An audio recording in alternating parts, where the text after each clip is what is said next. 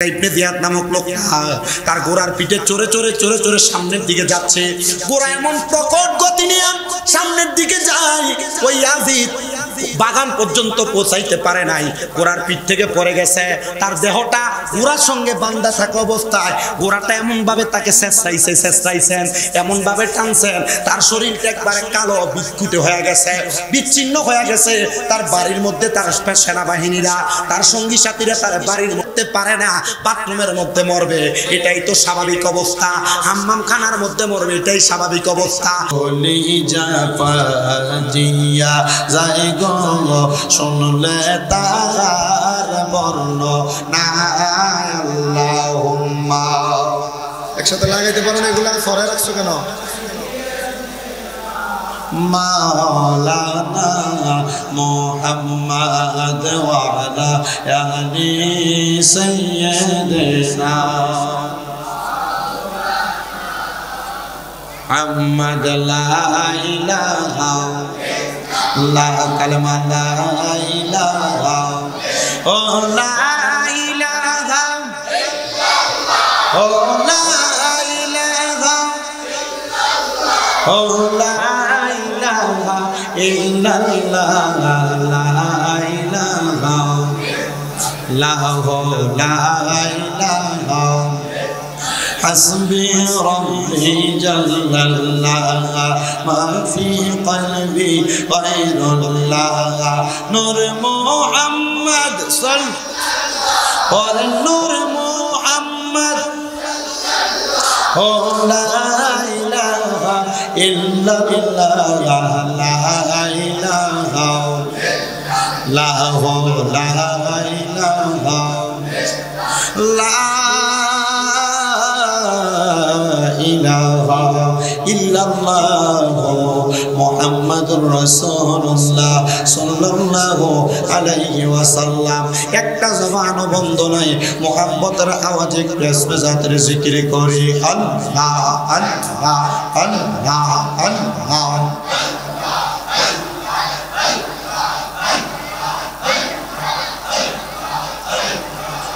মালা নেই, মানে একজন 10 জন ডিস্টার্ব দিছে। মায়া নিদন হারাইলাম ঘুমের ঘরে স্বপ্নে, মায়া নিদন হারাইলাম ঘুমের ঘরে স্বপ্নে, আর কি দেখা হবে মুর্শিদ জীবনে। মারহাবা আল্লাহ আল্লাহ। আর কি দেখা হবে মুর্শিদ জীবনে। মারহাবা রব হলে তাকবার মুর্শিদ পালো কে শুইয়া, কোন সন্ধানে আর রাগিলে রকিবে আসিয়া।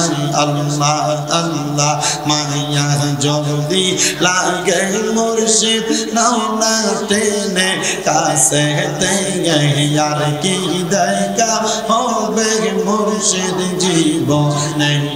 মারহাবা আল্লাহ আল্লাহ মায়া নিদন হারাইলাম ঘুমের ঘরে স্বপ্নে, আর কি দেখা হবে নূরে জীবনে।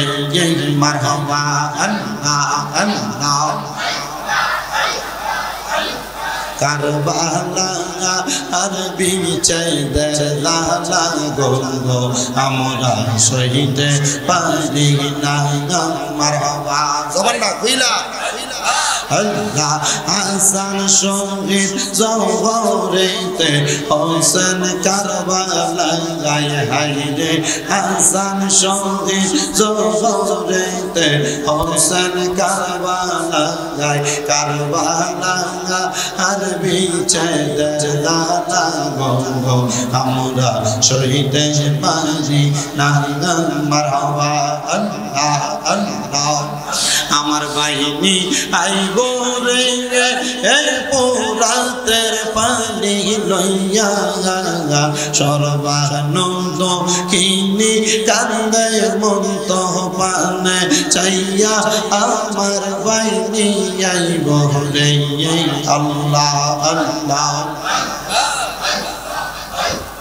আল্লাহ বাইজে আমার ছিল বড় আদরের রতন পানি আনতে গেল তিনি পৌরাত নাদির পাগার গেল চইলা মায়ের সন্তান গেল চইলা মায়ের সন্তান কারবালার প্রান্ত আমার বাইনি আইব রে আমার বাইনি আইব রে হে পুরাতের পানি লইয়া সর্বানন্দ কিনি কান্দে মন্ত পানে চাইয়া আমার বাইনি আইব রে আল্লাহ আল্লাহ Allah কাছে মেরো লাগাস গোগার বিষ্টে তেজো রিয়া আপন জনের কাছে পৌঁছি লয়া সিয়া গরে বাইরে লাগল আগুন কাছে মেরে না গিয়া আল্লাহকে মারলো রে আল্লাহকে মারলো রে হে মায়ের ভক্ত নের রতনকে কারিয়া নীল মায়ের বুকের দাদু গগন আল্লাহ কে মারলো রে আল্লাহ আল্লাহ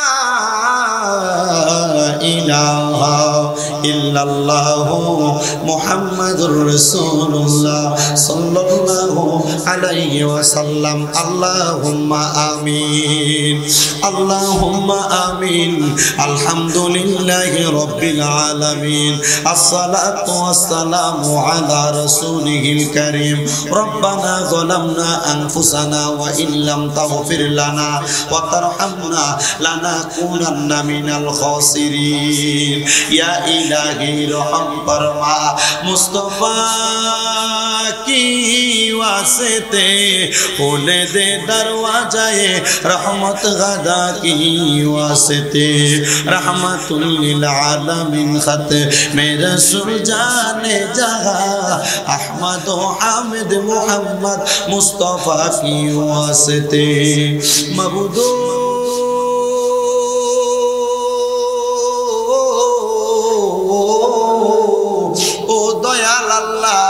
একটু রহমতের নজর করে তাকে দেখেন গো আল্লাহ পবিত্র সুহাদে কারবালা এবং কবরবাসীর স্মরণে তন্তর ইমাম হুসাইন রাদিয়াল্লাহু তাআলা আনহু গাউসিয়া নূরিয়া হিফজখানা ও এতিমখানা তন্তর মা ফাতেমা রাদিয়াল্লাহু তাআলা আনহা বাগে নূরে মহিলা হিফজখানা মাদ্রাসার উদ্যোগে তৃতীয় বাৎসরিক মাওলা আলী রাদিয়াল্লাহু তাআলা আনহু কনফারেন্স সুহাদে কারবালার মাহফিল সাজাইয়া এই তন্তর বাসস্ট্যান্ড জামে মসজিদের মধ্যে আমার সঙ্গে উলামায়ে কেরাম বিশেষ করে তলেবুল ইলম ছাত্র ভাই বাবারা আমার দাড়ি পাকা মুরব্বি বাবারা পর্দার অন্তরালের কত মা বোনেরা মুনাজাতের মধ্যে হাত বাড়াইছে আল্লাহ যারা হাত তোমার কাছে মায়া লাগে পছন্দ হয় ওই হাতের উসিলাই আল্লাহ আমাদের প্রত্যেকের জীবনের গুনাহ তুমি আল্লাহ ক্ষমা কইরা দাও এর আমার এই তন্তর আশেপাশে এলাকার ভাই বাবারা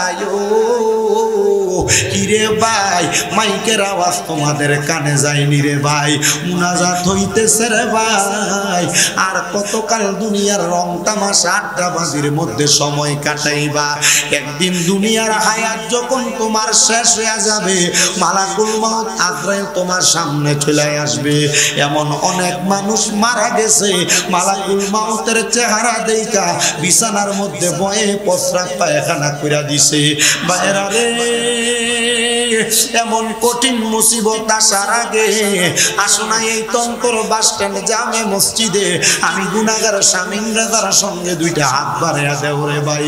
আমাদের বিশ্বাস আছে রে আমার আল্লাহ একটা হাতও খালি ফিরাইয়া দিবে না।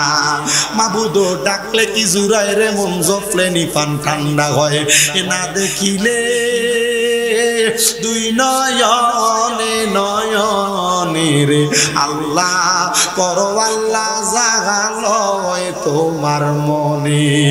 তুমি তোমার বন্ধু আদম নবীর সঙ্গে কইছো কথায় আল্লাহ আরাফাতে নিয়া আমরার সঙ্গে নি কইবা কথা গো ও আল্লাহ মৌতের বিছানায় শুয়াইয়া গো আল্লাহ করো আল্লাহ জাগালয় তোমার মনে।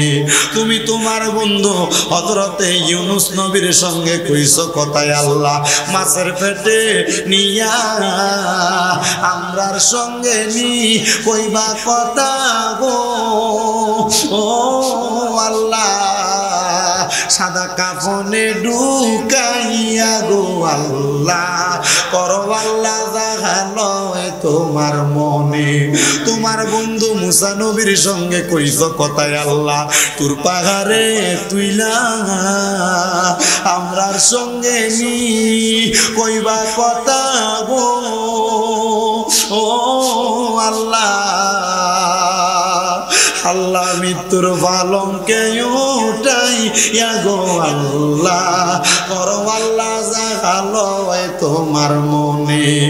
অবশেষে আমার নূরের নবীর সঙ্গে কইছো কথায় আল্লাহ মেরাজেতে নিয়া আমরার সঙ্গে নি কইবা কথা গো ও আল্লাহ আমার নবীর সামনে তে রাখিয়া গো আল্লাহ করো আল্লাহ জাগালয় তোমার মনে। মাবুদ আমি আদম গুনাহগার স্বামী ব্রাদার সঙ্গে ওলামাই কারাম দাড়ি পাকা মুরব্বী বাবারা যুবক নওজোয়ান ভাইয়েরা ছোট্ট ছোট্ট মাসুম বাচ্চারা জানি না কে জানি ঘাট বাড়াইছে কার জানি জগতের মধ্যে আব্বা নাই যেই বাবা রিক্সা চালাইয়া মাটি কাইটা মাথার গাম পায়ে ফালাইয়া পরের বাড়িতে বদলার কাজ কইরা সন্তানরে মানুষের মতো মানুষ করার জন্য আব্বা নিজের রক্তরে পানি বানাইছে এমন আব্বা যাদের অন্ধকার কবরে রে আল্লাহ আব্বার কবরটারে তুমি আল্লাহ জান্নাতের বাগান বানাইয়া দাও ও দয়াল রে ফরিয়াদ তোমার দরবারে আল্লাহ কে জানি ঘাট বাড়াইছে কার জানি জগতের মধ্যে মা নাই যেই মা 10 মাস 10 দিন গর্ভে ধারণ কইরা সন্তানের প্রসব বেদনা সহ্য করতে মার বড় কষ্ট হইছে এমন মা দুঃখিনী যাদের অন্ধকার কবরে রে আল্লাহ আম্মার কবর নাজাতের ফয়সালা কইরা দাও। জানি না কোন সন্তান জানে ঘাট বাড়াইছে মাও নাই বাবাও নাই জনমের এতিম গো আল্লাহ এমন মা বাবা যার কবর দেশে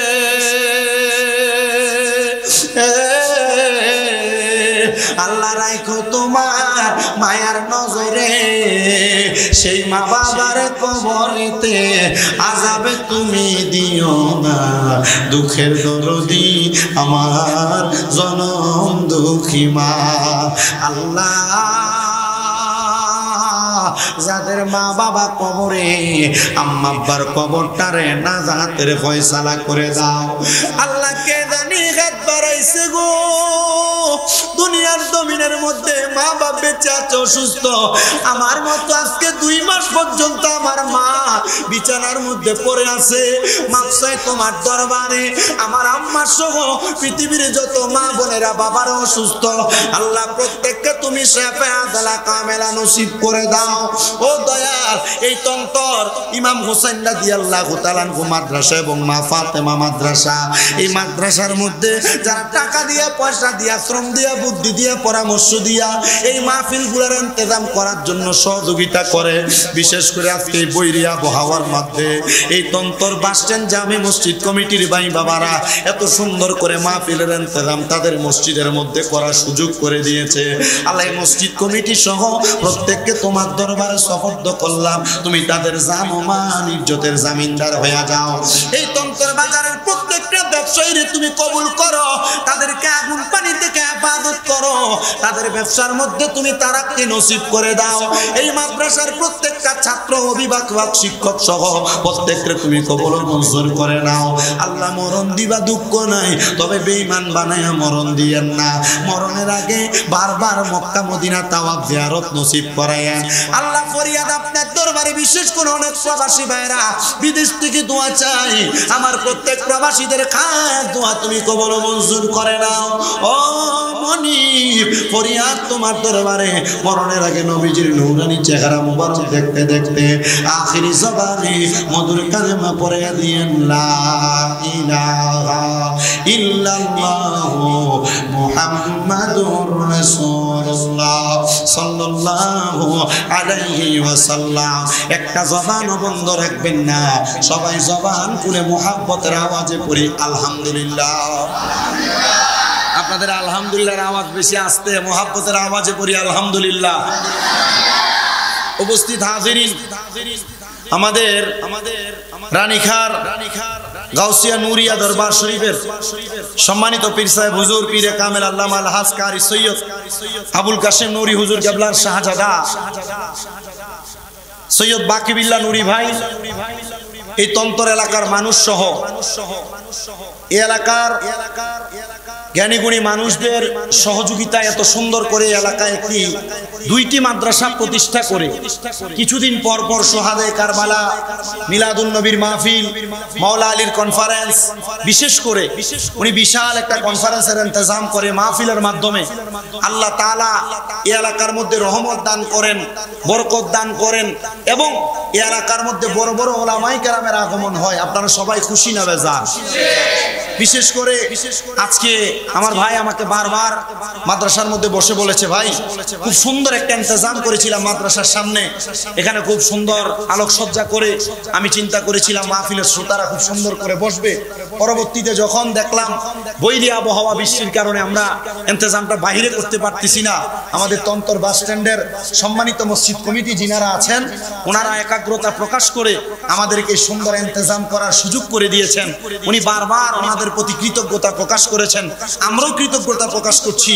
আমরা দূর থেকে এসে দুই একটা কথা বলার সুযোগ যে মসজিদ কমিটি আমাদেরকে করে দিয়েছেন, আল্লাহ তাআলা মসজিদ কমিটি সহ এই এলাকার যে বাজার রয়েছে তন্তর বাজার, বাজারের প্রত্যেকটা ব্যবসায়ী সহ আপনারা যারা শ্রোতা মণ্ডলী উপস্থিত হয়েছেন, ছাত্রদের বাবা মারা উপস্থিত হয়েছে, পর্দার অন্তরালে মহিলা মাদ্রাসায় মা বোনদের জন্য বসার ব্যবস্থা করেছে। আল্লাহ তাআলা আহলে বাইতে রাসূলের মুহাব্বতে আমাদেরকে আজকে এখানে যেভাবে বসার সুযোগ করে দিয়েছে, আল্লাহ যেন আমাদেরকে ইন্তেকালের পরে রহমতের নবীর সামনে একই সামিয়ানার নিচে অথবা লাওয়ায়ে হামদের পতাকার নিচে একসাথে বসার ব্যবস্থা করে দেয়। সবাই জবান খুলে পড়ি আল্লাহুম্মা আমিন, আর মুহাব্বতে পড়ি আল্লাহুম্মা আমিন। উপস্থিত হাজিরিন, মাহফিলটা সোহাদায়ে কারবালার মাহফিল, মাওলা আলী রাদিয়াল্লাহু তাআলা আনহুর কনফারেন্স। যেহেতু মাহফিলটা তো সুন্দর করে আহলে বাইতে রাসূলের স্মরণে মাহফিলের ইন্তজাম, বিশেষ করে এখানে ওলামায়ে কেরাম, হুফাজে কোরআনগণ উপস্থিত আছেন, তালেবুল ইলমগণ উপস্থিত আছেন। আপনাদের কাছে আমি ছোট্ট একটু কথা ধারাবাহিকতায় বলতে চাই। আল্লাহ তাআলা এই যুগের ধারাবাহিকতায় ইসলামটাকে জনমনে টিকিয়ে রাখার জন্য নবী, রাসূল, তারপর খোলাফায়ে রাশিদিন, তাবে তাবিন, খোলাফায়ে রাশিদিন, সলফে সালেহিন, নুজাবা, নুকাবা, আবদালা, আখিয়া সহ পরবর্তীতে আউলিয়া কেরামের মাধ্যমে, ওলামায়ে কেরামের মাধ্যমে ইসলামকে তাজা রাখার একটা ব্যবস্থা করে দিয়েছেন। এটা আমাদের অন্তরের বিশ্বাসটা কি আছে না নাই? আছে। এখন এই উলামায়ে কেরামের ধারাবাহিকতায়, আমরা যুগের ধারাবাহিকতায় একটা জিনিস দেখতে পাই যে মুসলমানদের মাঝে এবং উলামায়ে কেরামের মাঝে বিভিন্ন দল বিভক্ত হয়ে গেছে। কথা কোন আছে না? এমন মাঝে মাঝে অনেক যারা ইসলামিক লাইনে শিক্ষা কম অথবা যিনারা জেনারেল লাইনে পড়ালেখা করেছেন আমাদেরকে আঙ্গুল তুলে কথা বলে যে এভাবে যে আমরা সাধারণ পাবলিক কি বলবো, আপনারা মোল্লারা ফিটাফিটি করেন, বলে না? কারণ কি, আপনাদের মোল্লাদের মাঝে আর আলেমদের মাঝে বিভিন্ন দ্বন্দ্ব বিদ্বন্দ্ব।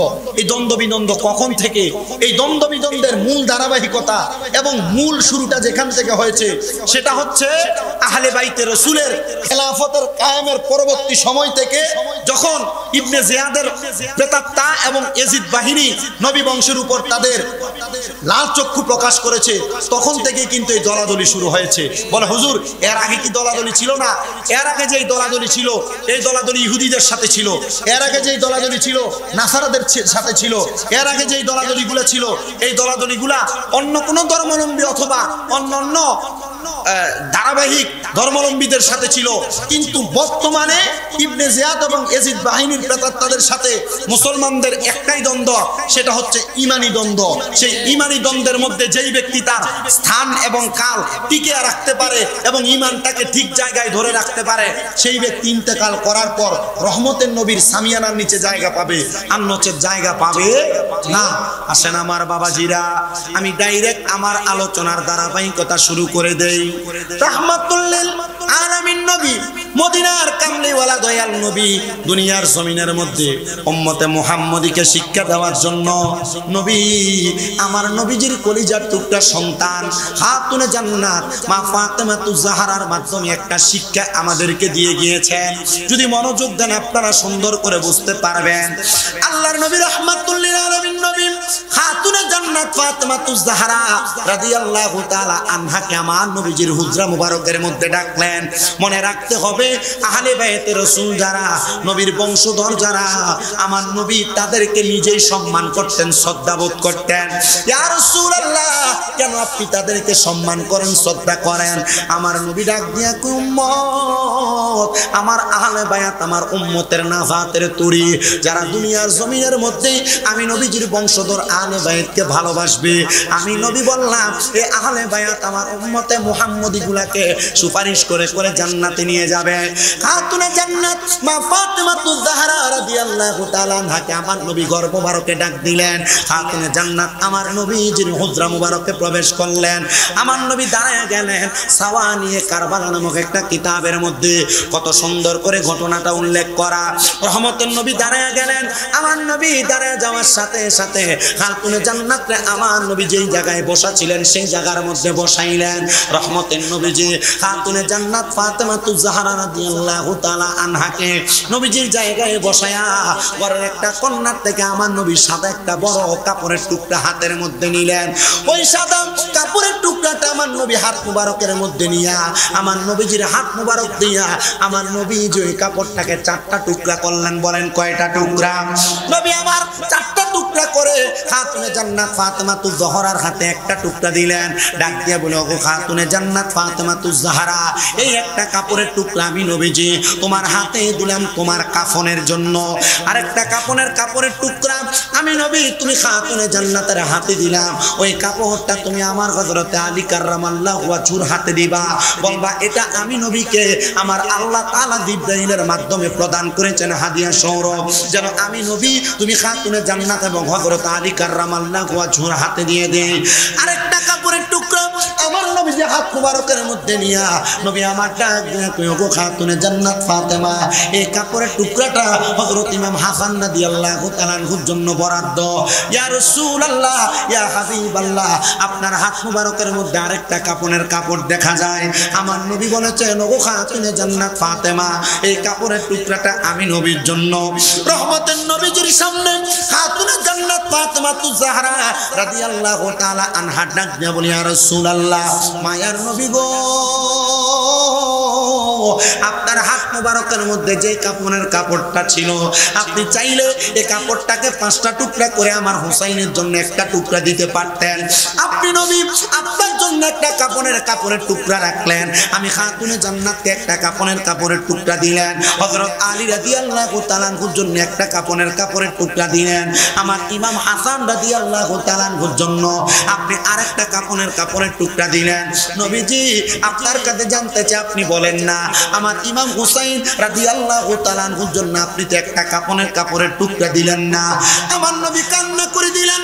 খাতুনে জান্নাত ফাতেমাতুজ জাহরা রাদিয়াল্লাহু রাদিয়াল্লাহু তাআলা আনহা বলেন, আমি তাকে দেখলাম রহমতের নবীর চোখ মোবারক গুলো লাল হয়ে গেছে, নবীজির গাল মোবারক গুলো বেয়ে বেয়ে পানি পড়তেছে, আমার নবীর দাড়ি মোবারক গুলো ভিজে গেছে। নবীজিকে আবারও প্রশ্ন করলেন খাতুনে জান্নাত ফাতেমা, ওগো নবী, আমার ইমাম হুসাইন ইবনে আলীর জন্য যেই কাফনের কাপড়টা, ওই কাফনের কাপড়ের টুকরাটা কোথায়? নবীজিকে আবার প্রশ্ন করলেন, আমার নবীজি চুপ করে রইলেন। এবার তৃতীয়বার যখন খাতুনে জান্নাত ফাতেমা প্রশ্ন করলেন, ইয়া রাসূলুল্লাহ, ইয়া হাবিবাল্লাহ, নবী গো, আপনার কাছে জানতে চাই, আপনি বলেন না আমার ইমাম হুসাইন ইবনে আলী রাদিয়াল্লাহু তাআলা আনহুর কাফনের কাপড়টা কোথায়? নবী আমার কান্দে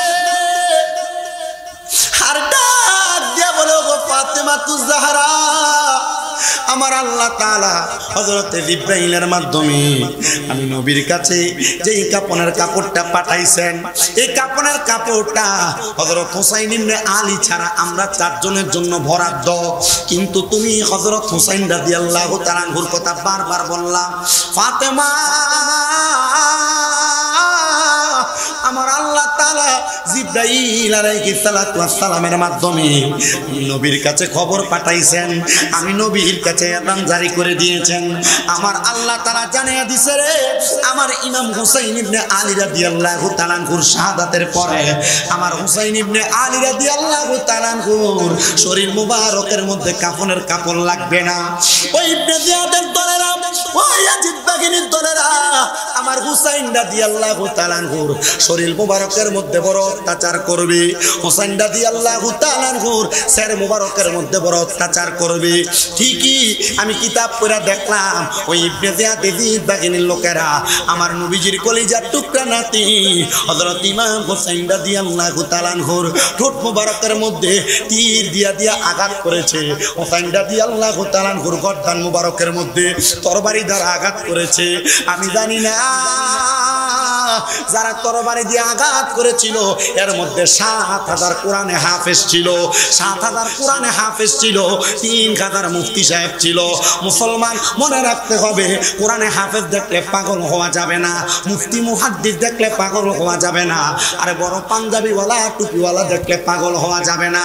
কারণ নবীর নাতি জান্নাতের যুবকদের সরদার ইমাম হুসাইন ইবনে আলীর গলা মুবারকের মধ্যে যারা ছুরি চালাইছে এর মধ্যে ৭,০০০ কোরআনে হাফেজ ছিল। এরা তো কোরআন পড়তো, এদের কণ্ঠ দিয়ে তো আল্লাহর কোরআন তেলাওয়াত হইতো, কিন্তু তারা কেমনে গো নবীর নাতির গলা মুবারকে ছুরি চালাইলো? আবার যারা নবীর নাতির সঙ্গে দুশমনি প্রকাশ করেছে এর মধ্যে ৩,০০০ মুফতি সাহেব ছিল। নামের আগে মুফতি লেখা, বড় মুফতি দেইকা পাগল হওয়া যাবে না, কারণ এমন নামওয়ালা মুফতিরা নবীর নাতির গলা মুবারকের মধ্যে তরবারি চালাইছে। আবার শরীরে পাঞ্জাবি পাগড়ি আছে, সুন্দর দাড়ি আছে, এদেরকে দেখলে এমনি পাগল হওয়া যাবে না। লক্ষ্য করতে হবে এদের মধ্যে নবীর প্রেম আছে কিনা, এদের মধ্যে আহলে বায়াতের প্রেম আছে কিনা। যদি এদের মধ্যে প্রেম থাকে তাইলে তার সঙ্গে আমার সম্পর্ক আছে, যদি প্রেম না থাকে তার সঙ্গে আমার সম্পর্ক নাই, তার পেছনে কোনো ইক্তেদা নাই, তার সঙ্গে কোনো বন্ধুত্ব নাই। কারণ যারা নবীর কলিজার মধ্যে আঘাত দিয়েছে এদের সঙ্গে নামাজ পড়লে আমার নামাজ হবে না। যারা নবীর কলিজার মধ্যে আঘাত দিয়েছে, নবীর নাতির গলা মুবারকের মধ্যে তরবারি চালাইছে, এদের সঙ্গে বন্ধুত্ব করলে রহমতের নবী আমার উম্মত বলে পরিচয় দিবে না। এই ইয়াজিদ বাহিনীরা আমার নবীজির নাতির গলা মুবারকের মধ্যে তরবারি চালাইছে। হযরতে আব্দুল্লাহ ইবনে আব্বাস রাদিয়াল্লাহু তাআলা আনহু হাদিস বর্ণনা করতেছে, তিনি বলেন, আমি যেদিন 10 মুহররম আশুরার দিন হাজির হয়ে যায়, আমি মক্কাতুল মুকাররমার মধ্যে হাতিমে কাবার সঙ্গে হেলান দিয়া আসরের নামাজের পরবর্তী সময় আমি একটু চোখটা বন্ধ করলাম, এমন টাইমে আমি দেখলাম আমার নবীজির মাথা মুবারকের চুল মুবারক গুলা এলোমেলো, নবীজির ঠোঁট মুবারকের মধ্যে, আমার নবীজির চেহারা মুবারক দাড়ি মুবারকের মধ্যে দুলা বালিয়া রক্ত মুবারক দেখা যায়, আমার নবীজির হাত মুবারকের মধ্যে একটা পেয়ালা দেখা যায়। আমি প্রশ্ন করলাম, ইয়া রাসূলুল্লাহ, ইয়া হাবিবাল্লাহ, নবী গো, আপনার ঠোঁট মুবারকের মধ্যে দুলা বালি দেখা যায়, আপনার চেহারা মুবারকের মধ্যে রক্ত দেখা যায়।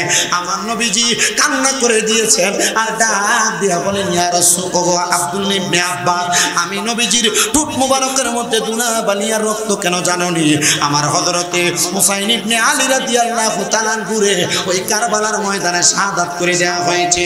আমি নবীজি হুসাইনে পাকের কাটা কল্লা মুবারক শের মুবারকের মধ্যে চুমা দেওয়ার কারণে আমি নবীর ঠোঁট মুবারক এবং দাড়ি মুবারকের মধ্যে ধুলাবালি রক্ত দেখা যায়। যে গলায় চুমুকেতে আল্লাহর হাবিব নবী মুস্তাফায়, যে গলায় চুমুকেতে আল্লাহর হাবিব নবী মুস্তাফায়, কিভাবে সেই গলাতে বিষের ছড়ি শিমরে চালায়। হে হোসেন নবীজির আওলাদ সালাম জানাই, মোরা তোমায় সালাম জানাই। মোহাব্বতে বলেন সালাম জানাই, মোরা তোমায়।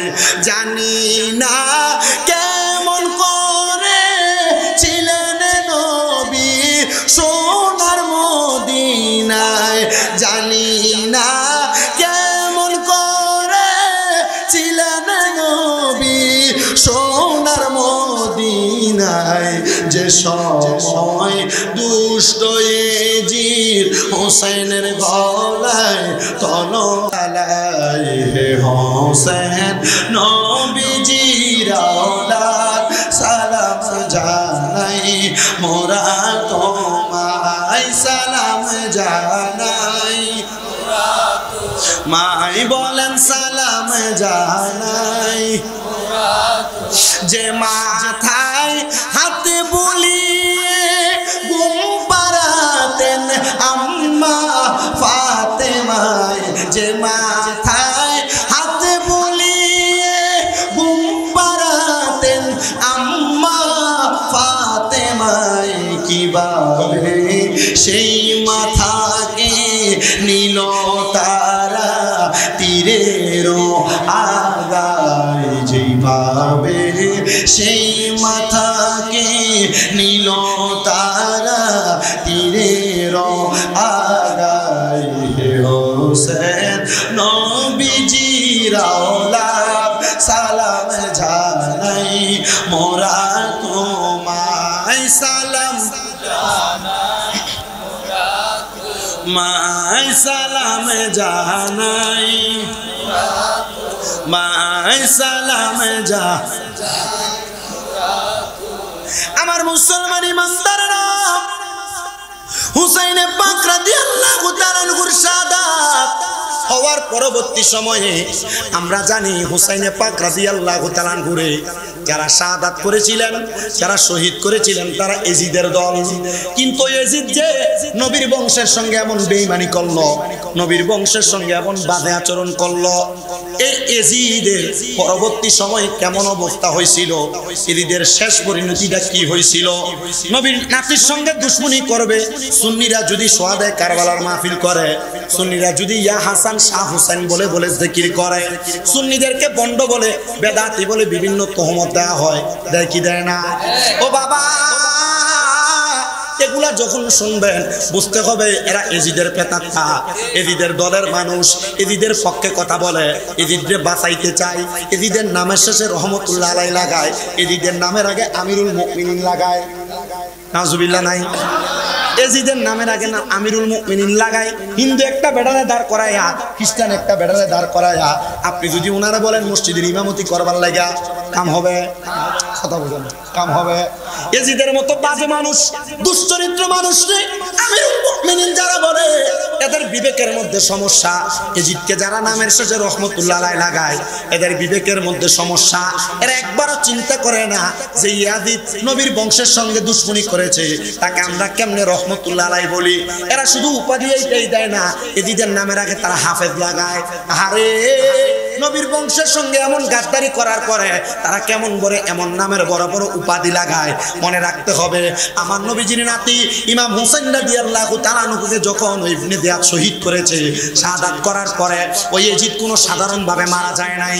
ইয়াজিদের মৃত্যুর ব্যাপারে তিনটা বর্ণনা আমি আজকে সকালবেলা আমার ঘরে বসে বসে পড়েছি। আমি পড়ার পরে দেখলাম আমার দয়াল নবী রাহমাতুল্লিল আলামিন নবী ইয়াজিদ বাহিনীর জন্য ছোট্ট একটা লানতের বদদোয়া করে দিয়ে গিয়েছেন।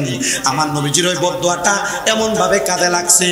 ইয়াজিদ কোনো সাধারণ ভাবে মরে নাই। ওই ইয়াজিদ যখন সে তার বাড়ির মধ্যে একটা বানর পালন করত, মানুষ তো ভালো মানুষ না, বানর পালন করার জন্য ওই ইয়াজিদ তার ঘোড়ার পিঠে চইরা যাইতে যাইতে জঙ্গলার মধ্যে গেছে। বানরের জন্য কলা যখন পারবে, ওই কলা পারার সময় এজিদ নামক লোকটা, ইবনে জিয়াদ নামক লোকটা তার ঘোড়ার পিঠে চড়ে চড়ে সামনের দিকে যাচ্ছে। ঘোড়া এমন প্রকট গতি নিয়ে সামনের দিকে যায়, ওই ইয়াজিদ বাগান পর্যন্ত পৌঁছাইতে পারে নাই, ঘোড়ার পিঠ থেকে পড়ে গেছে। তার দেহটা ঘোড়ার সঙ্গে বান্ধা থাকা অবস্থায় ঘোড়াটা এমন ভাবে তাকে শেষাইছেন, এমন ভাবে টানছেন, তার শরীরটা একবারে কালো বিক্ষুত হয়ে গেছে, বিচ্ছিন্ন হয়ে গেছে।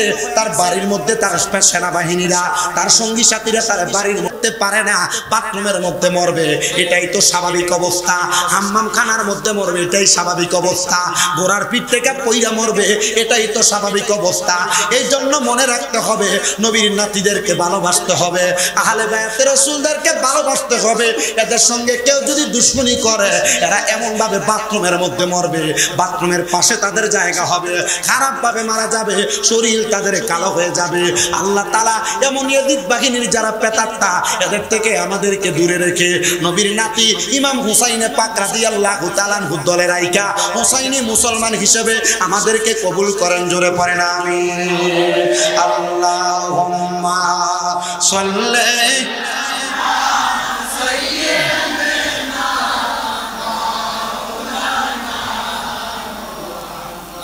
ওয়া আলা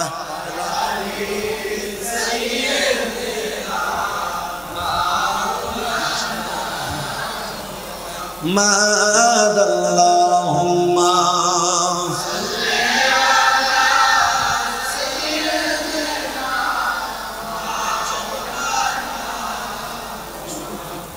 وعلى آله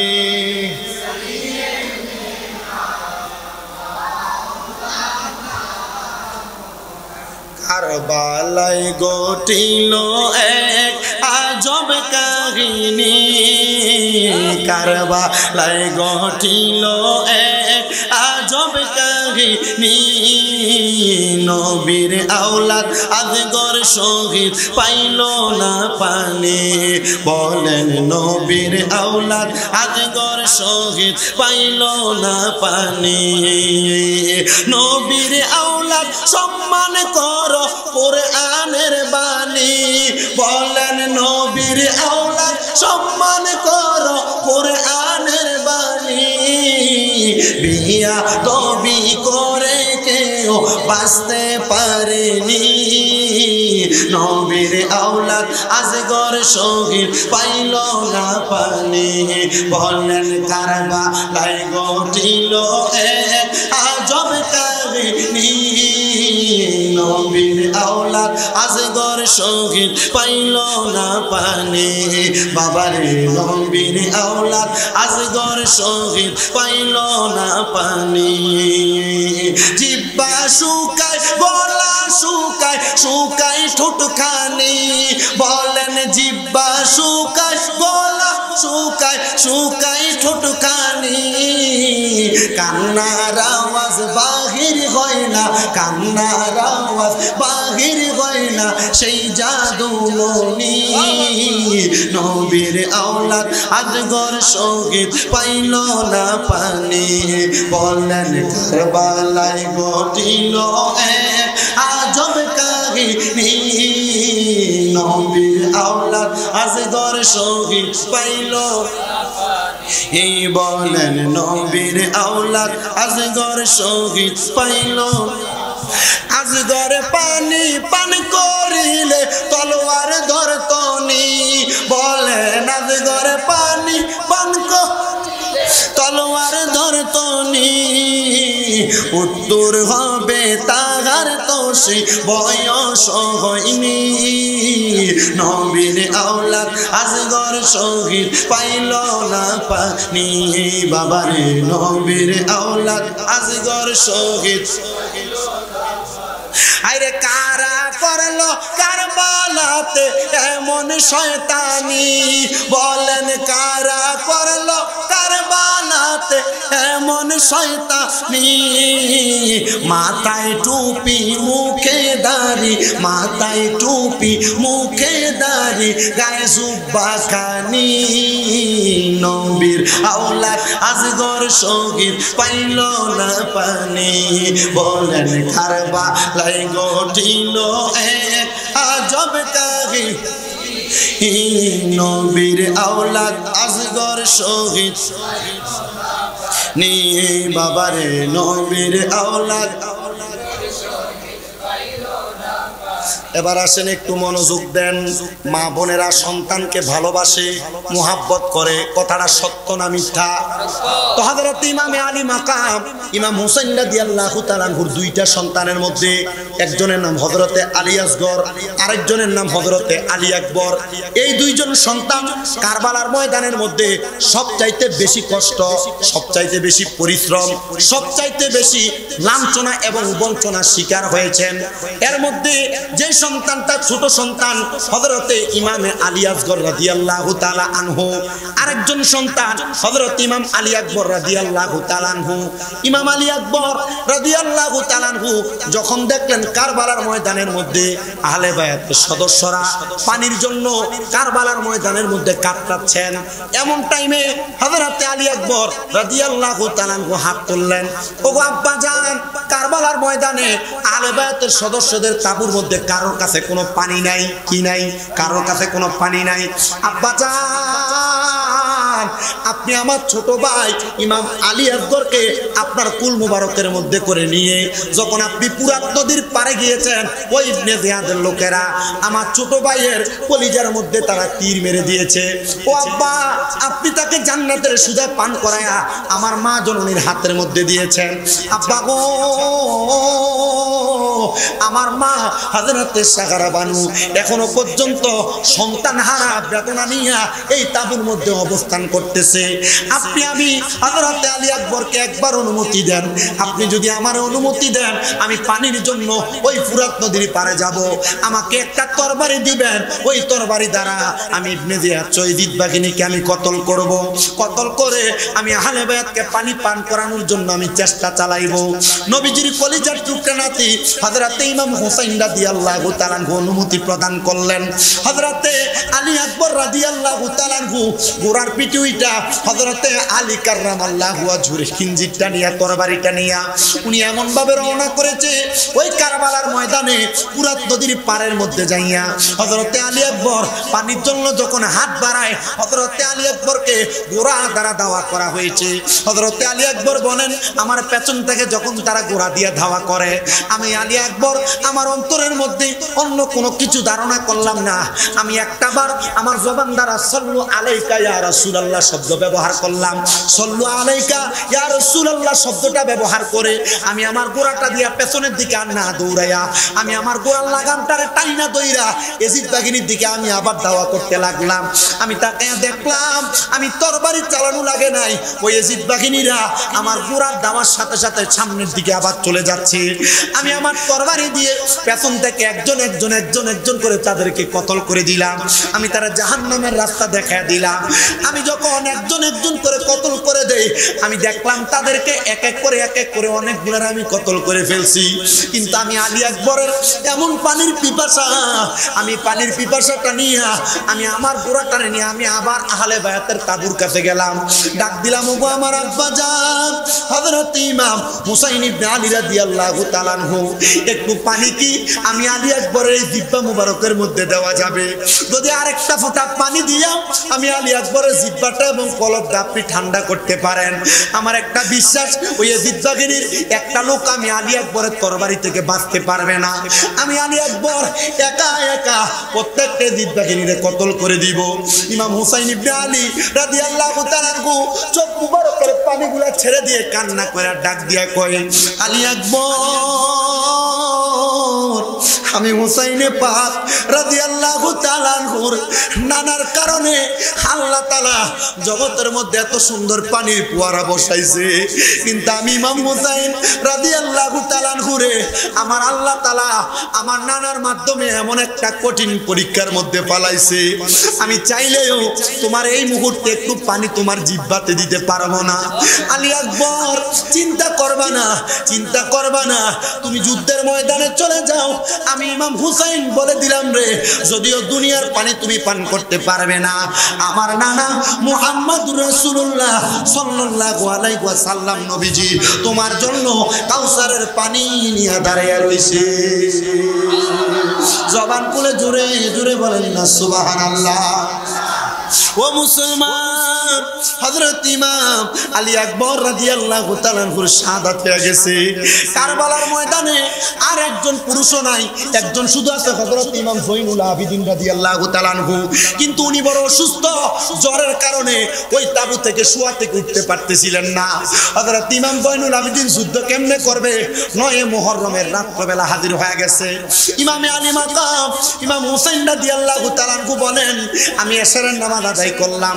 এশারের নামাজের এই সময়টাতে আমার কাছে একজন আহলে বায়াতের প্রেমিক হযরতে আব্বাস আলমদার রাদিয়াল্লাহু তাআলা আনহু আগমন করলেন।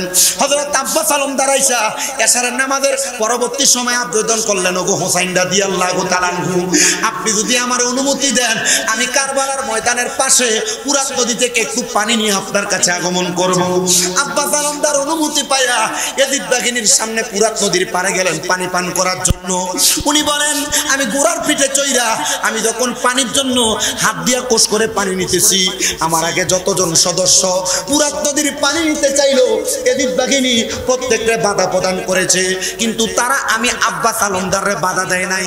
কারণ কি, প্রত্যেক বংশের মধ্যে সব যদি খারাপ হয় একটা মানুষ ভালো থাকে। আব্বাস আলমদার বলে, তারা আমারে বাধা দেয় নাই, আমার সঙ্গে দুশ্মনী করে নাই, কিন্তু আমার সঙ্গে যখন বাধা দেয় নাই, দুশ্মনী করে নাই, আমি পানিটা যখন আমার মুখের কাছে নিলাম, এমন টাইমে আমার দেমাগে চলে আসছে, আমি যদি এই পানি পান করি, আমার যদি ইন্তেকাল হয়, ইন্তেকালের পরে রাহমাতুল লিল আলামিন নবী যদি আমি আব্বাস আলমদারের কাছে প্রশ্ন করে, হে আব্বাস আলমদার, তুমি যে ফুরাত নদীর পারে যে পানি খাইলা, আমার আহলে বায়াতের মহিলারা, আহলে বায়াতের সদস্য ইমাম হুসাইন রাদিয়াল্লাহু তাআলা আনহু কারবালার ময়দানে পানি ছাড়া 9 দিন পর্যন্ত সময় কাটায় দিছে, তুমি একটা ফোঁটা পানি তাদেরকে না পান করে তুমি পান করতে পারো না, আমি এই জবাব আমার নবীর কাছে দিতে পারবো না। আমি সাথে সাথে আমার গোড়াটারে ফিরাইয়া আমি একটা মশক নিয়ে আসলাম। মশক বোঝেন তো, উটের চামড়া সেলাই করে যেটা বানাইতো, পানি বহন করতো আরবীয়রা, মশক নিয়ে আসলাম। মশকটার মধ্যে পানি পুরাইয়া আমি যখন গোড়াটার সামনের দিকে আগায় নিয়ে যাব, এদিক বাগিনীরা ডাক দিয়ে বলছে, আব্বাস আলমদার, তোমার যদি মন চায় তুমি এই পুরাত নদী থেকে পানি পান করতে পারো, তবে কসম করে বলি তুমি এখান থেকে এক ফোঁটা পানি আহলে বায়াতের তাবুর মধ্যে নিতে পারবা না। কারণ কি, বলে আমরা তাদেরকে পানি বন্ধ করে মেরে ফেলবো, পানি বন্ধ করে শহীদ করে ফেলবো। আর আশেকটা সুরে সুরে লেখে, পুরাতে নদীর পানি রে বন্ধ করে দিল রে, পুরাতে নদীর পানি রে বন্ধ করে দিল রে, কাছে যেতে দিল না সে ঠাই, বলেন কাছে যেতে দিল। আরে পশু পাখি খাইলো, কেহ বাধা না দিল, বাধা শুধু আজগরের বেলায়, বলেন বাধা শুধু হুসাইনের বেলায়, পুরাত নদীর পানি রে বন্ধ করে দিল রে, কাছে যেতে দিল না সে ঠাই, পশু পাখি খাইলো, কেহ বাধা না দিল, রইল বাধা শুধু হুসাইনের বেলায়, বাধা শুধু আসগরের বেলায়। মুসলমান আব্বাস আলমদার ইয়াজিদ বাহিনীর কথা শুনেন নাই? ওই পানির মশকটা ডান কাঁধের মধ্যে নিয়া পুরাটা নিয়ে যখন সামনের দিকে আগায়, আব্বাস আলমদার ডান হাতের মধ্যে ওই ইয়াজিদ বাহিনীর লোক থেকে একজন মালিক ইবনে মারওয়ান এমন ভাবে আঘাত করেছে, ওনারা একবারে হাতটা ছিঁড়ে গেছে। উনি বলেন, আমি আমার বাম হাত দিয়া হাতের মধ্যে পানির মশকটা নিয়েছি আমি আহলে বায়াতের সদস্যদেরকে পানি পান করানোর জন্য, কিন্তু তারা আমার বাম হাতের মধ্যে আঘাত করেছে, আমি আমার মুখের মধ্যে পানিটারে কামড় দিয়া ধরেছি, কিন্তু তারা আমার গর্দানে আঘাত করেছে। আহারে, আব্বাস আলমদারকেও শহীদ করে দিয়েছে কারবালার ময়দানে। ও মুসলমান, ও তন্তর এলাকার বাবারা, ও ব্রাহ্মণবাড়িয়া জেলার আমার মুসলমান ইমামদারেরা, কেন আমরা যারা আহলে সুন্নাত ওয়াল জামাতের আকীদাদারী, আমরা কেন নবীর বংশ আহলে বাইত রাসূলের স্মরণে কারবালার মাস আসলে সোহাদে কারবালার মাহফিলটা বেশি বেশি করি? আমরা কেন পাক পাঞ্জাতনের জিকির করি? আমরা কেন হাসান হোসেনকে বেশি বেশি করে স্মরণ করি? একটাই মাত্র কারণ, হযরত ইমাম হুসাইন রাদিয়াল্লাহু তাআলা আনহু শাহাদাতের পেয়ালা পান করেছেন আমরা গুনাহগার উম্মতের জন্য। ও মুসলমান, হুসাইন ইবনে আলী রাদিয়াল্লাহু তাআলা আনহু বলে, আমি আমার ঘরের মধ্যে আমার তাঁবুর মধ্যে বসে রইলাম এশারের নামাজের পরবর্তী সময়ে। আমি আমার স্ত্রী হযরতে সাহারা বানুর ডানুরুর মধ্যে আমার মাথাটা রাইখা আমি কোরআন তেলাওয়াত করতেছি। আল্লাহ তাআলার কোরআনের আয়াত করতেছেন। হুসাইন ইবনে আলী রাদিয়াল্লাহু তাআলা আনহু বলে, আমি যখন আল্লাহ তাআলার কোরআনুল কারীমের আয়াত তেলাওয়াত করি এমন টাইমে আমার চোখটা লেগে গেছে। আমার চোখটা যখন লেগে গেছে, হঠাৎ করে হযরতে সাহারা বানুর বাণী প্রকাশ করতেছেন কিতাব আস-সাওয়ারিকুল মুহরিকার মধ্যে, বলতেছে হযরত হযরত শামে কারবালার মধ্যে উনি বলতেছে, আমি হঠাৎ করে ঘুম থেকে লাফ দিয়ে উঠলাম। আমার সাহারা বানু প্রশ্ন করে, ও ইমাম হুসাইন ইবনে আলী রাদিয়াল্লাহু তাআলা আনহু, আপনি কেন ঘুম থেকে এমন ভাবে জাগ্রত হয়ে গেলেন? আপনি কেন ঘুম থেকে হঠাৎ করে হতবিলম্বিত হয়ে উঠে গেলেন? উনি ডাক দিয়া বলে, অন্য কোনো কারণ না, অন্য কোনো কারণ না, আমি হঠাৎ করে ঘুমের মধ্যে দেখতে পাইলাম আমার কলিজার টুকরা আব্বা জান, আমার কলিজার টুকরা আম্মা জান, আমার কলিজার টুকরা বড় ভাই হযরত ইমাম হাসান ইবনে আলী রাদিয়াল্লাহু তাআলা আনহু আর আমার নানা জান জান্নাতে একটা খাবারের পেয়ালা নিয়া, আমার নানা আমার খাতুনে জান্নাত মা ফাতেমা, আমার আব্বা হযরত আলী কাররামাল্লাহু ওয়াজহু, আমার বড় ভাই বসে আছেন। আমি প্রশ্ন করলাম, ওগো আমার আম্মা জান, এত সুন্দর সুন্দর খাবার আপনারা কেন ভক্ষণ করেন না? যেখানে আপনাদের সামনে দয়াল নবী বসা, যেখানে আপনার সামনে বেলায়েতের বাদশা বসা, যেখানে আপনার সামনে আমার বড় ভাই ইমাম হাসান বসা, খাতুনে জান্নাত মা ফাতেমা তুজাহরা ডাক দিয়া কয়, হুসাইন, এই খাবারের মালিক শুধু আমরা চারজন না, এই খাবারের মালিক আমরা পাঁচজন, এর মধ্যে তুমি হুসাইন রাদিয়াল্লাহু তাআলা আনহু একজন। তুমি আগমন করবা, তারপর আমরা খাবার ভক্ষণ করব। জোরে জোরে বলেন সুবহানাল্লাহ। হযরত ইমাম হুসাইন রাদিয়াল্লাহু তাআলা আনহু বলে, রে আমি তখন থেকে আর সারা রাত্র ঘুমাইলাম না। আমার স্ত্রী হযরতে সাহারা বানুরে আমি আমার বাম বুকের অংশের মধ্যে মাথা রাইখা আমি ওনাকে ঘুমাইতে দিলাম। হঠাৎ করে আমি ওনাকেও দেখলাম ঘুম থেকে বিলম্বিত হয়ে উঠে গেলেন, আচমকিত হয়ে উঠে গেলেন। আমি জিজ্ঞাসা করলাম, ওগো সাহারা বানু, তুমি কেন ঘুম থেকে এমন ভাবে আচমকিত হয়ে উঠে গেলা? হযরতে সাহারা বানু উত্তর দেয়, এ কলিজার টুকরা স্বামী গো, আমি এমনে এমনে ঘুম থেকে জাগ্রত হই নাই, আমি স্বপ্ন দেখলাম গো, ওই কারবালার ময়দানের মধ্যে খাতুনে জান্নাত মা ফাতেমা তুজাহরা সাদা রঙের একটা কাপড় পইরা কারবালার ময়দানে আগমন করেছে। আগমন কইরা উনি এমনি আসে নাই, কারবালার ময়দানের এই জায়গাটা, ওই জায়গার মধ্য থেকে পাথরগুলা সরায়া সরায়া রাখতেছে। আমি প্রশ্ন করলাম, ও হযরতে খাতুনে জান্নাত ফাতেমা তুজাহরা, আপনি তো জান্নাতের রমণীদের সরদারিনী, আপনি কেন কারবালার ময়দানের পাথরগুলা সরাইতেছেন? উনি বলেন অন্য কোনো কারণ না, আগামীকালকে আসরের নামাজের পূর্ববর্তী মুহূর্তে আমার হুসাইন ইবনে আলীকে এই জায়গার মধ্যে শোয়া দিবে। যে হুসাইনের শরীর মুবারকের মধ্যে কোনোদিন একটা মশা মাছি বসে নাই। আমার রাহমাতুল আলামিন নবী আমার আব্বা মুহাম্মদুর রাসূলুল্লাহ সাল্লাল্লাহু আলাইহি ওয়াসাল্লাম নবী দিনে রাইতে চুম্বন করেছে। আমার হুসাইনকে যদি আগামীকালকে এই জায়গার মধ্যে শোয়া দেয়, আমার হুসাইন যদি পেছের মধ্যে একটাবার একটা পাথরের আঘাত পাইয়া উফ শব্দ করে, আমার আব্বা জান রাহমাতুল আলামিন নবী মদিনাতে থাকবে না। হুসাইনের উফ শব্দের প্রতিবাদ করার জন্য আমার আব্বা কারবালার ময়দানে হাজির হয়ে যাবে। এই জন্য আমি খাতুনে জান্নাত ফাতেমা আমার আব্বার উম্মতের ওফাদারির দায়িত্ব নিয়ে কারবালার ময়দান হুসাইনের জন্য পরিষ্কার করার জন্য হাজির হয়ে গেছি। খাতুনে জান্নাত মাগো, খাতুনে জান্নাত মাগো ফাতেমা আমার, এ বিশ্ব জগতে মাগো করিবেন উদ্ধার, এ বিশ্ব জগতে মাগো করি। বলেন খাতুনে জান্নাত, বলেন খাতুনে জান্নাত ফাতেমা আমার, এ বিশ্ব জগতে মাগো করিবেন উদ্ধার, এ বিশ্ব জগতে মাগো করিবেন।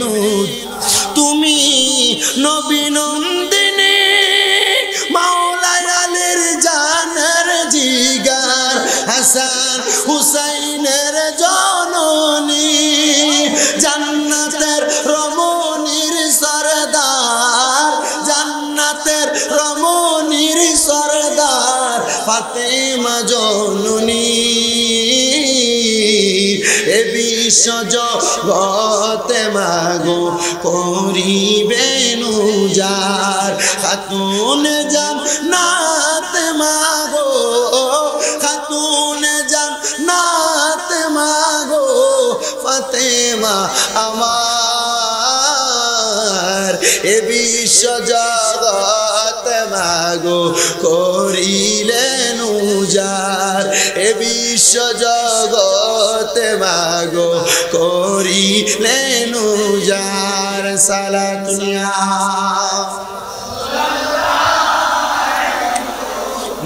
সালামুনিয়া কম সালাতুনিয়া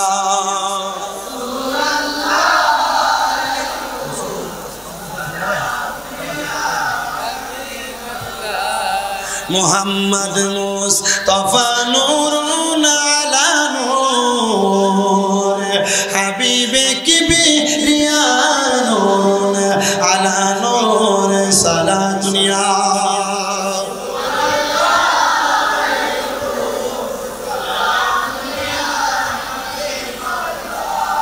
মদিনার পাখি যদি হইতা,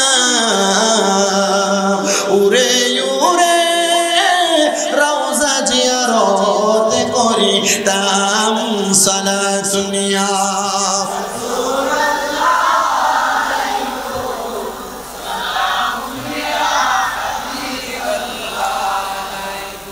শহরবানু বলেন, হে হুসাইন ইবনে আলী রাদিয়াল্লাহু তাআলা আনহু, আমি স্বপ্ন দেখেছি আমার কলিজার টুকরা শাশুড়ি আম্মা জান, আপনার কলিজার টুকরা জননী, জান্নাতের রমণীর সরদার খাতুনে জান্নাত ফাতেমাতুজ জাহরা কারবালার ময়দানের পাথরগুলা সরাচ্ছেন।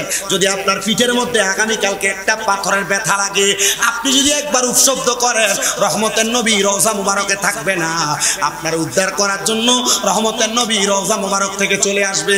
এবার আপনারা বলেন, ও তন্তর বাসস্ট্যান্ড জামে মসজিদের বাবাজিরা, আমার নবীজি হুসাইন রাদিয়াল্লাহু তাআলা আনহু শব্দ করলে, উম্মতে মুহাম্মদী ডাক দিলে আসার ক্ষমতা আছে না নাই? মহব্বতের আওয়াজে বলেন আছে না নাই? এটা আহলে সুন্নাত ওয়াল জামাতের আকীদা। আমার নবীরে উম্মতে মুহাম্মদী ডাক দিলে আসতে পারে। হুজুর কেমনে আসে আমরা তো বুঝলাম না। আমার নবীজি নিজেই আল্লাহ তাআলার কোরআনুল কারীম উম্মতরে পড়ায়া শোনাইছেন, আন্নাবিয়্যু আউলা বিল মুমিনিনা মিন আনফুসিহিম, আউলা বমানা আত্রা নফস বমানা রূহ। ইমানদারের জানের চাইতে আমার দয়াল নবী আরো নিকটে। কেউ যদি বলে নবী আসতে পারবে না, কেউ যদি বলে নবী আসার ক্ষমতা নাই, নবী রওজা মুবারকের মধ্যে শুয়ে রয়েছে মৃত অবস্থায়, তাদেরকে বলবা নবী তো আল্লাহ তো বলছে ইমানদারের জানের চাইতে নিকটে। তুমি যদি বলো নবী আসতে পারে না, তাইলে তুমি ইমানদার না, কথা এখানেই শেষ। কথা কয় না, কথা কয় না, ঠিক কিনা? কেউ যদি বলে নবী আসতে পারে না, তাইলে তুমি ইমানদার না, কথা এখানে শেষ। আরেকটা প্রমাণ যদি লাগে এখানের মধ্যে প্রমাণ তারা এভাবে দিবেন, বলে হুজুর আমাদেরকে তো বলে না নবী আসতে পারে না। হ্যাঁ বাবা, নবী আসতে পারে না, কিছুক্ষণের জন্য মানবেন। মানার পর তারে প্রশ্ন করবেন, তুমি যখন তোমার এলাকার মধ্যে মানুষ মারা যায়, তোমার বাবা মারা গেছে, দাদা মারা গেছে, এলাকার ময় মুরব্বী মানুষ মারা গেছে, মারা যাওয়ার সময় তুমি তারা যখন কবরে নামাও বিসমিল্লাহি ওয়া আলা মিল্লাতিল্লাহ, আল্লাহর মিল্লাতে দিছে, আল্লাহর মিল্লাতে তো দেয় নাই, বিসমিল্লাহি ওয়া আলা মিল্লাতে রাসূলিল্লাহ বলে কবরে দিলা। তো নবী যদি রওজা মদিনার মধ্যে শুয়ে থাকে, নবী যদি মৃত অবস্থায় মদিনাতে থাকে, তাহলে রাসূলের মিল্লাতে দিয়ে দিলা, নবীজি কবরে আইব কেমনে? আরো সহজভাবে প্রশ্ন করতে পারবা। কবরে 3 প্রশ্ন, মান রাব্বুকা ওমান দীনুকা ওমান হাযার রাসূল। প্রথম প্রশ্ন তোমার রবকে, আপনি বললেন রব্বি আল্লাহ। দ্বিতীয় প্রশ্ন দীনি আল ইসলাম, আপনি বললেন দিন আপনার। দ্বিতীয় প্রশ্ন তোমার দিন কি, ওমান দীনুকা, আপনি বললেন দীন আল ইসলাম। কিন্তু তৃতীয় প্রশ্ন করবে ওমান হাযার রাসূল, এই ব্যক্তিকে চিনো কিনা? রাসূলকে আপনারা সামনে আইনা বলবে এই ব্যক্তিকে চিনো কিনা? বন্ধু, নবী যদি মদিনাতে থাকে, হাযার রাসূল বলে যদি প্রশ্ন করে, আপনি নবীরে চিনাইবেন। তাহলে নবী যদি মদিনাতেই থাকে, তন্তর মানুষ মারা গেলে তন্তরের মানুষ তাহলে কি মদিনায় নিয়ে প্রশ্ন করবে না? তন্তরে রাইখা তো নবী তন্তরে আসতে পারে কি পারে না? নবী ঢাকায় যাইতে পারে কি পারে না? নবী বাংলাদেশের যেই কোনো জায়গায় উম্মত ডাক দিলে আসতে পারে কি পারে না? এই ক্ষমতা দিছে কে? আল্লাহ প্রদত্ত ক্ষমতায় নবী যখন যেইখানে চায় হাজির হইতে পারেন। জোরে কোন মারহাবা, আর মুহাব্বতে বলেন না মারহাবা। আল্লাহুম্মা সাল্লি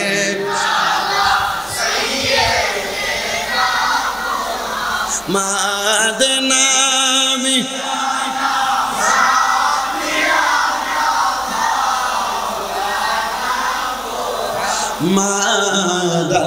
মাদাল্লাহুম্মা সাল্লি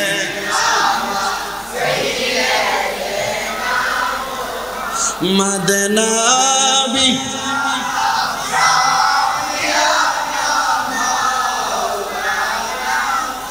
হাজির নাজির থাকেন নবী, কোরআনে তার বর্ণনা। হায়রে নবী আছে জানের কাছে, বেঈমানেরা বুঝলো না। আল্লাহুম্মা সাল্লি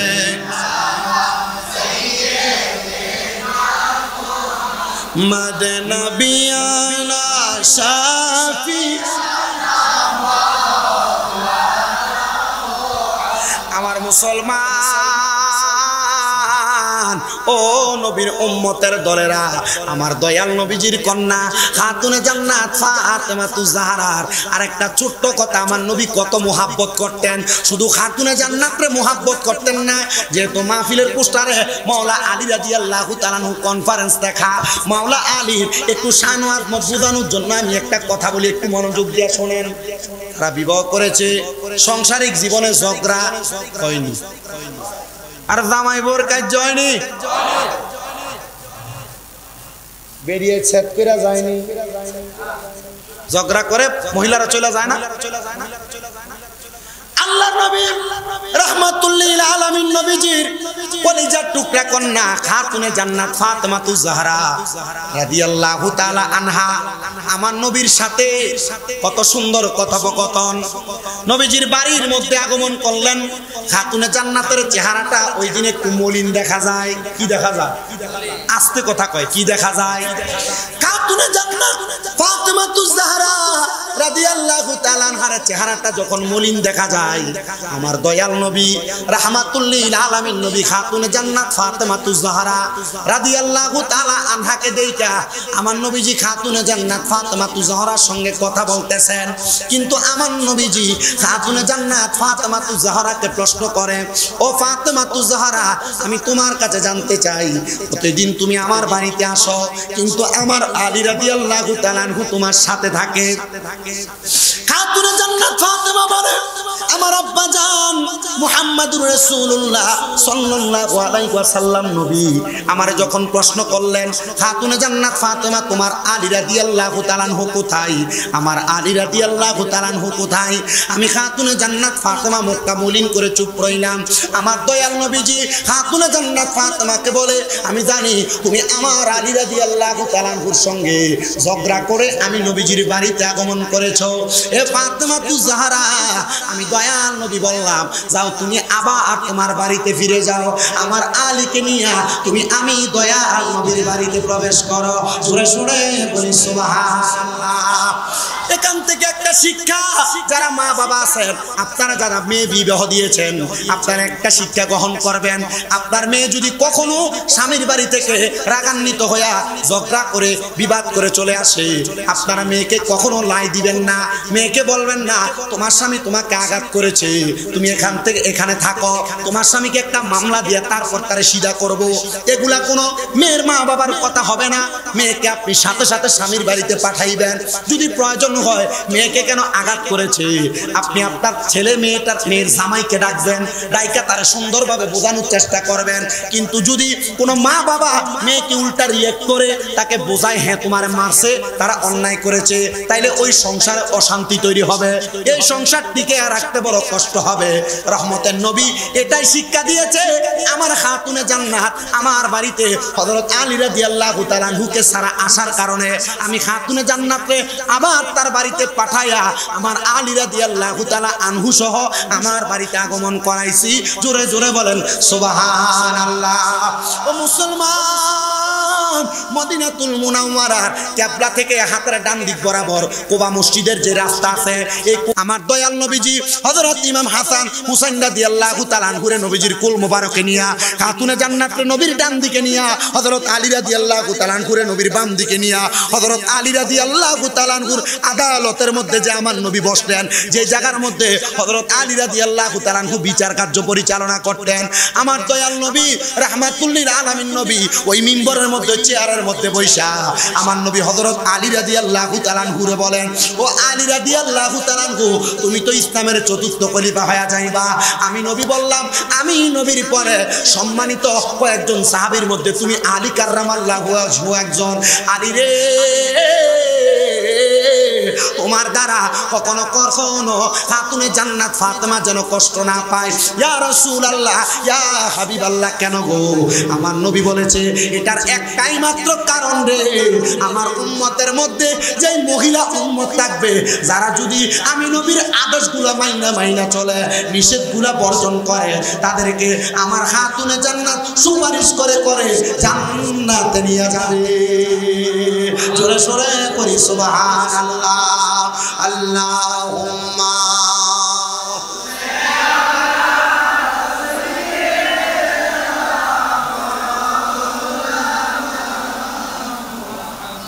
ওয়া আলা আলি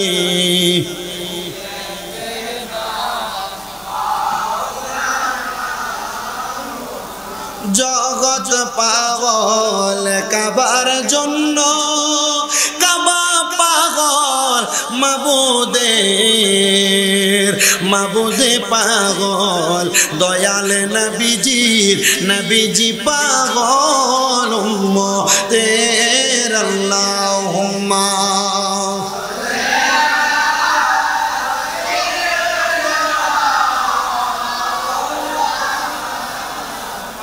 ওয়া আলা আলি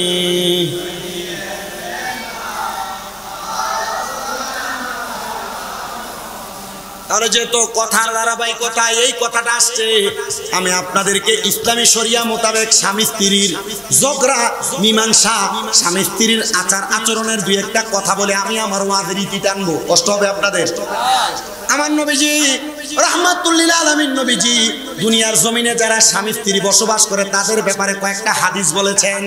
আমি যখন মাদ্রাসাতে কুমিল্লা ইসলামী আলিয়া মাদ্রাসায় কামেলের দ্বিতীয় বর্ষের আমাদেরকে সবক দেওয়া হয়েছে, এই সবক অনুষ্ঠানের পরে আমি আমার আরেকজন উস্তাদের কাছে বুখারী শরীফের দরজগুলো নিতেছিলাম। ওই বুখারী শরীফের দরজ দিতে গিয়া আমার নবীজির 4টা হাদিস আমাদেরকে হুজুর পড়াইছেন। এর মধ্যে আমার নবী বলেন, দুনিয়ার জমিনের মধ্যে যে পুরুষরা বিবাহ করেছে এই পুরুষের মধ্যে আমি নবী তাদেরকে 1 নাম্বার আদেশ করব, এই পুরুষের দলেরা তোমরা কখনো তোমাদের স্ত্রীদের গালের মধ্যে আঘাত করবা না। ইয়া রাসূলুল্লাহ, ইয়া হাবিবাল্লাহ, কেন বলতেছেন? নবী আমার বলে, পুরুষেরা যদি তাদের স্ত্রীর গালে আঘাত করে তাহলে স্ত্রীরা কষ্ট পায়। এ পুরুষেরা মনে রাখবা, তোমাদের স্ত্রীগুলো তোমাদের কাছে সাময়িক সময়ের মেহমান মাত্র।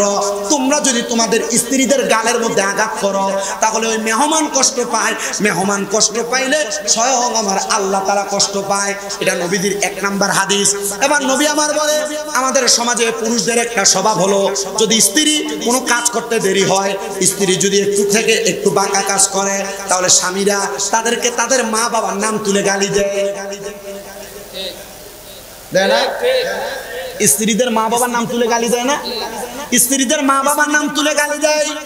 নবী আমার বলেন, হে দুনিয়ার পুরুষের দলেরা, তোমরা কখনো তোমাদের স্ত্রীদের মা বাবার নাম তুলে গালি দিবা না। ইয়া রাসূলুল্লাহ, ইয়া হাবিবাল্লাহ, কেন গালি দিব না? বলে, এই স্ত্রীরা তোমাদের কাছে তোমাদের মেহমান। 2 নাম্বার, আমি নবী হলাম তোমাদের স্ত্রীদের বাবা।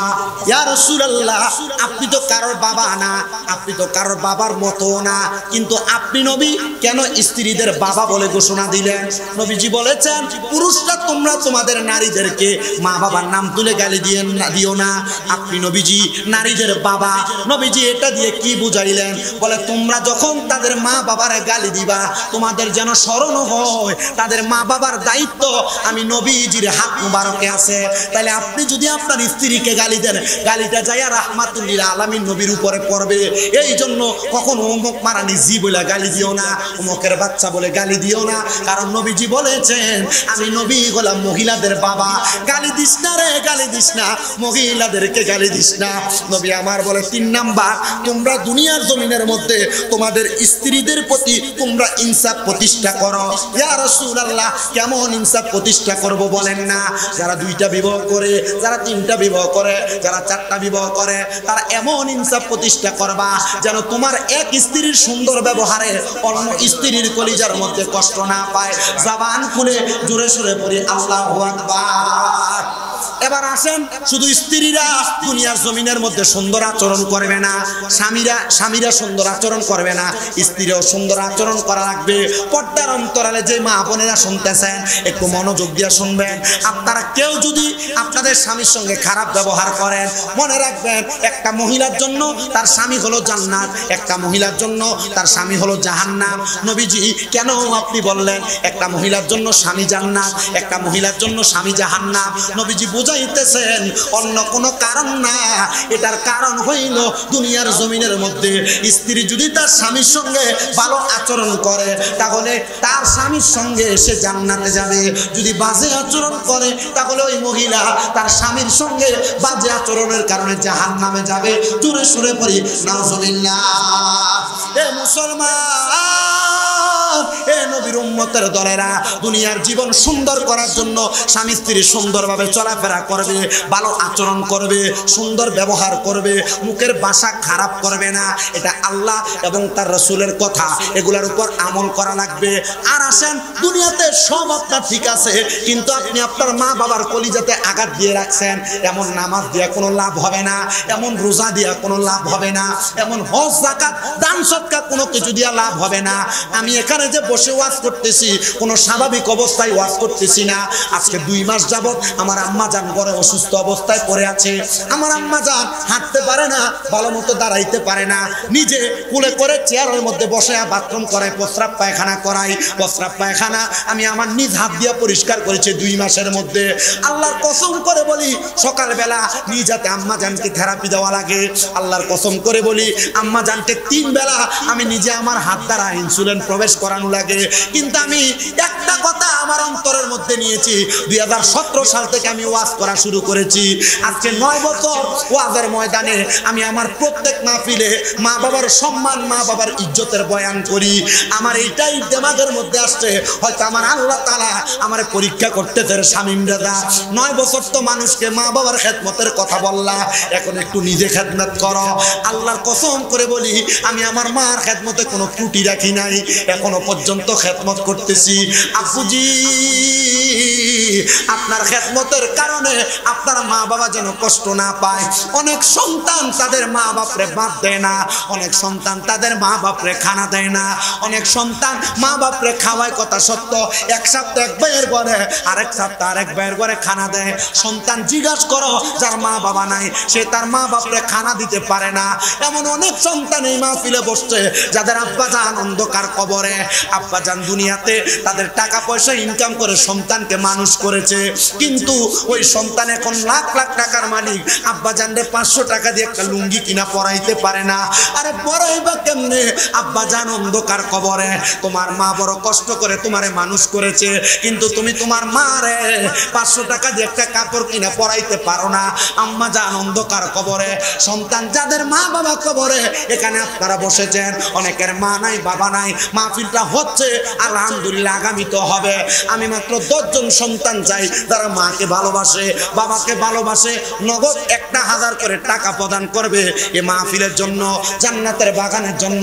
যদি একজন সন্তান থাকেন 1000 টাকা আল্লাহর ওয়াস্তে মাহফিলে দান করবেন।